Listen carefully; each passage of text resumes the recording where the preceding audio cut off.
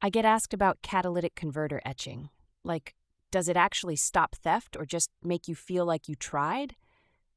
It's a fair question because nobody wants to wake up to that sinking feeling and a bill for $2,000. Every year, over 150,000 catalytic converters are reported stolen in the US. That's not even counting the ones people don't bother reporting because honestly, what's the point? The thieves are gone in under 2 minutes. The pain is real. Your car suddenly sounds like an angry lawnmower, and the repair estimate makes you consider switching to a bicycle for good.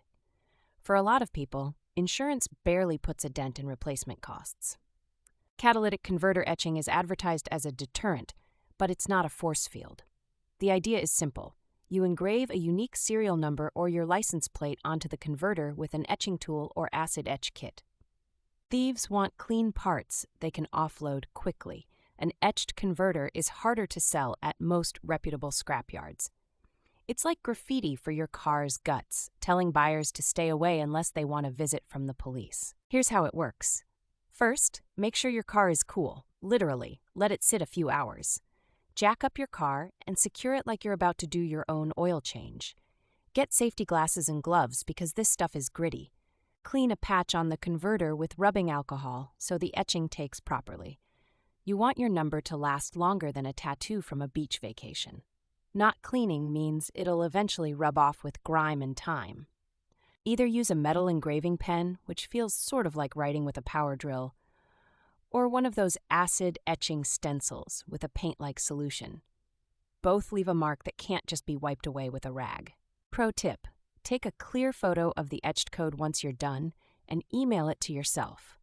That way, if thieves do manage to score your converter, you've got evidence that links it to you for the police report and insurance claim. Some police departments host free etching events, especially in cities with high theft rates. These are worth the time and usually come with a little sticker for your window, which is kind of like a beware of dog sign for thieves. But let's just say etching isn't a magic bullet. It's a step that makes stealing your car just slightly less convenient, and sometimes that's enough to make the thief move on. Add a cat shield or alarm, and you're stacking the odds in your favor. If you drive a Prius or a Tacoma, congrats, you're on every thief's top 10 list. For everyone else, etching makes sense if you park outside, especially in places like Portland, where this stuff has gotten almost cartoonish.